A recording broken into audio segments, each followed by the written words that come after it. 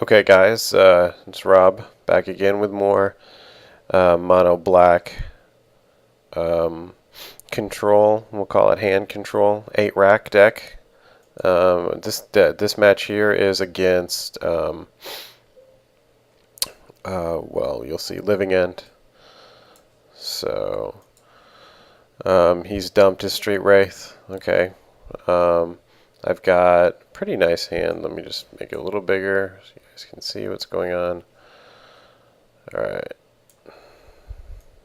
Put it right there, I guess. I don't usually replay very much, so I'm not really super sure. Okay, so I play my Shrieking Affliction. I didn't start with any discards. That's pretty rare, statistically. He's just playing his fatties into the graveyard.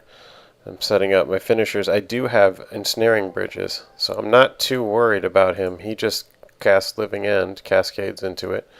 I play my Ensnaring Bridge. So he's got this guy, Twisted Abomination, and 2 Street Wraiths. The Street Wraiths hit me for 6, but next turn I'll be able to cut that down. Alright, I play my Liliana, discard a land, because why? Why don't I discard the extra Ensnaring Bridge? Well, I'm worried he's got, like, he might be hanging on to a Beast Within, which is commonly played in main deck in Living End. So I play another bridge that at least buys me 1 turn, even if he has a Beast Within. Again, I discard my Raven's Crime instead. I know I can empty his hand. I just want to make sure my Ensnaring Bridges hold up here. So I play the bridge, Thoughtseize. I take down one of his critters. He didn't have any more cascades, and he gave up. So, he's pretty easy to beat. I mean, you don't need 3 Ensnaring Bridges, but it's nice to have backup.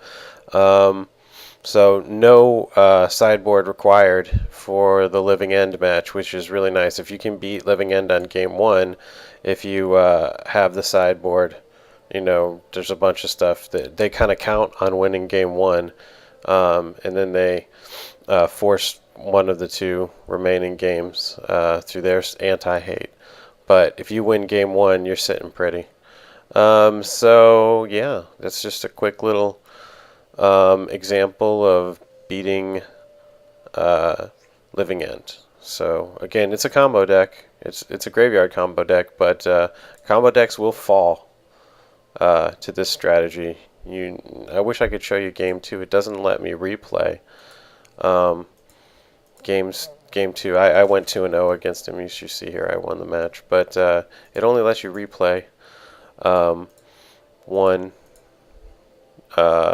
game of the 3-match set. Sadly, yeah, one of the many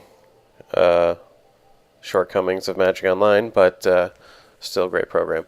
Okay, so thumbs it up. I'm going to make a bunch of these videos just showing you know, a bunch of these. I have so many wins here with this deck. Just tons and tons of wins, as you can see up here. I think this whole page here is wins, like in a row. It wins. It wrecks this meta.